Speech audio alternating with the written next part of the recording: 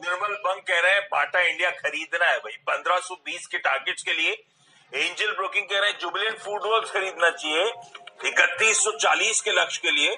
तो वो opening up की थीम जो है वो कंटिन्यू होती हुई आपको अभी भी नजर आएगी। ट्रेड बुल्स कह रहे हैं एस्कॉट्स पे दाव लगाना है 1210 के लक्ष्य यहाँ पे हासिल होंगे। सारे ट्रेड्स के स्टॉप लॉसेस जो है वो आपको आपकी स्क्रीन पे नजर आएंगे। कई सारे एक्सपर्ट्स ने वैसे आज फार्मास्यूटिकल स्टॉक्स भी चुने हैं। तो जैसे नीरज जी कह रहे थे थोड़ा सा दिक्कत भरा सेशन हो सकता है, तो शायद फार्मा एक स्वीट स्पॉट पे हो। वो कॉल्स मैंने दिखाई नहीं है, लेकिन ज्यादातर फार्मास्यूटिकल्स पे भी दाव है, लेकिन बाकी के कॉल्स जो है वो आपकी स्क्रीन पर आते हुए। अच्छा, मिस आउट हो गया कोविड के अपडेट्स क्विकली प्लीज वो बार स्क्रीन पर लेकर आइएगा। कंफर्ट जोन में फ्रेश एक्टिव केसेस, लेकिन डे ऑन डे अभी दूसरा दिन हो गया है इंक्रीज दिख रहा है। तो 2.76 का आंकड़ा है, हालांकि बहुत कंफर्ट जोन में सब 3 लाख अभी भी चल रहे हैं। रिकवरीज भी इस बीच कुछ गिर गई हैं। डे ऑन डे रिकवरीज में इंक्रीज हो रहा था, अब डे ऑन डे थोड़ा सा डिक्लाइन देखने को मिल रहा है, लेकिन फिर भी रिकवरीज का आंकड़ा फ्रेश एक्टिव केस लोड से कहीं बेहतर आपको नजर आएगा। मुंबई में कल एकदम से वापस स्पाइक आ गया, तो अब हम 1300-1400 के लेवल से पहुंच गए, सब 1000 के लेवल से। दिल्ली अभी भी कंफर्टिंग, और दिल्ली तो अब 4000 के नीचे के लेवल से 3800 के आसपास। एक नीरज जी ने हफ्ते की शुरुआत में वो डेथ नंबर्स की बात करी थी, वो मैंने कल सुबह मेंशन करा था कि परसों अब तक का सबसे हैवी आंकड़ा, सबसे बड़ा आंकड़ा आया था। वहां पे एक अच्छी बात रेस्पाइट देखने को मिल रहा है। वैसे एक चीज और है, अभी वो तौकते आया था नीरज जी साइक्लोन, अभी तक मुंबई का मौसम इम्पैक्टेड है। और कल मैं पढ़ रहा था कि एक और नया साइक्लोन है, साइक्लोन यास जो है वो बे ऑफ बंगाल में डेवलप होना शुरू हो चुका है, और 26 तारीख को ओडिशा और वेस्ट बंगाल को के कोस्ट को हिट करने की तैयारी कर रहा है। परसों से तेज बारिश वहां पे शुरू होगी। भगवान जी बड़ा गुस्सा है इस साल।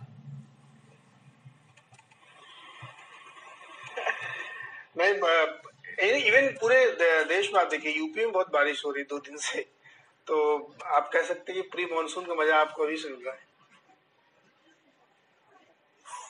मजा जब तक सजा ना हो तब तक मजा तो ठीक है, लेकिन एक और साइक्लोन फॉर्मेशन और इसी वीकेंड से उसका इम्पैक्ट आपको अब इस वाले कोस्ट से हम उस वाले कोस्ट पे देखते हुए नजर आएंगे। लेकिन चलिए, अब खबरें बहुत सारी, तो हर्षदा से जानना है तमाम इंपॉर्टेंट स्टॉक्स इन न्यूज। और एक पॉकेट को लेकर कल शाम को खबर आई, वो है फर्टिलाइजर को लेकर सरकार के स्टेप्स।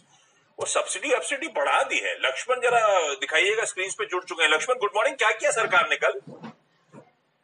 बेसिकली कई दिनों से ये हो रहा था कि कच्चे माल की कीमतें बढ़ गई हैं, तो फर्टिलाइजर का दाम बढ़ रहा है। तो सरकार ने भी ये कहा है कि फर्टिलाइजर का दाम बढ़ाने की जरूरत नहीं है, जितने बढ़ाने की जरूरत है उतना तो हम सब्सिडी बढ़ा देते हैं। और इसलिए डीएपी, जिस पर खासतौर से दबाव बहुत ज्यादा था, वहाँ पे 140% सरकार ने सब्सिडी बढ़ा दी है। तो डीएपी के एक बोरे पे जहाँ 500 रुपए सब्सिडी मिलती थी, अभी 1200 रुपए सब्सिडी मिलेगी। और सरकार के खजाने से अतिरिक्त जो है पूरे साल में 14,775 रुपए सब्सिडी के तौर पर खर्च होगा, जो पहले सब्सिडी का बंटन था। तो फर्टिलाइजर कंपनियों के लिए अच्छी खबर है, किसानों के लिए राहत की खबर है कि उनको अब ऊंची कीमत पर खाद नहीं खरीदना होगा। फर्टिलाइजर कंपनियों का जो नुकसान होना था या फिर उसका मुनाफा कम होना था, वो अब नहीं होगा। तो ये सरकार की तरफ से स्टेप आता हुआ, तो आजकल सब्सिडी तो वैसे सरकार जल्दी पेमेंट कर देती है, तो कंपनियों के लिए अच्छी खबर हो गई, मान के चलो, है ना, लिस्टेड एंटिटीज के लिए। बिल्कुल। दरअसल पिछले 6 महीने से हो रहा है कि सब्सिडी का पेमेंट सरकार हर महीने कर रही है। और जो पहले बैकलॉग होता था कि सब्सिडी अभी नहीं देंगे, साल भर बाद देंगे, आप बैंक से लीजिए लोन, स्पेशल लोन एग्रीमेंट, ये सब नहीं है। सरकार दरअसल हर महीने जो सब्सिडी का बंटन है वो कर रही है। तो अब बकाया जो होगा सब्सिडी का, वो भी अब नहीं रहा है। तो वो कंपनियों के लिए वाकई अच्छी खबर है। अच्छा, ठीक। लक्ष्मण उठ गए थे या हमारे फोन से उठे? मैंने आपके फोन से उठा रहे। अरे मॉर्निंग कॉल नहीं देखते हम लोग, तैयार होकर बैठते हैं कि आप देखोगे, आप मॉर्निंग कॉल ही नहीं देखते हो यार। ठीक है, सॉरी सुबह उठाने के लिए। लक्ष्मण शाम को बिजी रहते हैं, तो फर्टिलाइजर कंपनी रडार रखिएगा। मैंने दूसरा सवाल इसलिए पूछ लिया था नीरज जी, क्योंकि टीम में फर्टिलाइजर स्टॉक रखे हैं ना मैंने। क्विकली हर्षदा से जान लेते हैं बाकी के तमाम इंपॉर्टेंट स्टॉक्स न्यूज कौन से। Harshada good morning. Hi Ashish, IX radar पर रहेगा क्योंकि कल देर शाम सीएनबीसी आवाज के हाथ में एक्सक्लूसिव जानकारी लगी कि दालमिया पावर इसमें आज दरअसल ब्लॉक डील के जरिए हिस्सा बेच सकती है। 4.5% हिस्सा बेचने की तैयारी है और तकरीबन 363 माफ कीजिएगा 363 से 382 के बीच दरअसल ये सौदा होने के आसार है। 5,500 करोड़ ये शेयर दालमिया पावर बेच सकता है, तो वो स्टॉक रेडार पर रहेगा। रिजल्ट्स में इंडिया बुल हाउसिंग के नंबर्स आए, ब्याज से आय में करीब 18.5% तक की ग्रोथ देखने को मिली है।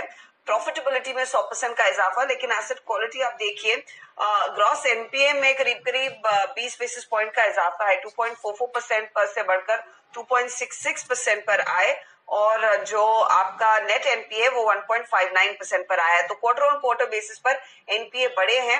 एसेट्स अंडर मैनेजमेंट साल दर साल 10.5% घटे हैं। डॉक्टर रेड्डीज रेडार पर रहेगा, क्योंकि यहाँ पर दरअसल कंपनी की ओर से अपडेट आया है कि इनको इमरजेंसी यूज अप्रूवल मिल गया है। भारत में एंटी कोविड 19 की ड्रग है, दरअसल उसका शॉर्ट फॉर्म है 2DG। इसको लेकर ये एक एंटी वायरल ओरल प्रिस्क्रिप्शन रहेगा। अभी तक ये लॉन्च नहीं हुई है, आगे कंपनी लॉन्च करेगी। जेके टायर के भी नतीजे आए, मजबूत तिमाही, और आप देखिए मार्जिन में करीब 4% तक का इजाफा, 15% के आसपास ये मार्जिन दिखाई दिए हैं। रेवेन्यू में 63% तक की बढ़त, और प्रॉफिट आया है 195 करोड़ का। ये भी स्टॉक आज रेडार पर रखे। कोफोर्ज में लगातार हमने कई सारे ब्लॉक्स देखे हैं। तोहोल्स बीवी ने दरअसल कल करीब 31 लाख शेयर और बेचे 3,250 करोड़ रुपए प्रतिभाव पर, और अब बेरिंग पीई का जो हिस्सा है Q4 रिजल्ट्स के बाद करीब 8% कम हुआ है, और इस समय 59% के आसपास खड़ा है। तो ये स्टॉक भी आप रेडार पर रखिएगा। ओके, तमाम स्टॉक्स जो है खबरों की वजह से आज एक्शन में रहेंगे, इनको रेडार पर रखिए। क्विकली यहाँ पे छोटा सा ब्रेक के उस पर आज की कमोडिटी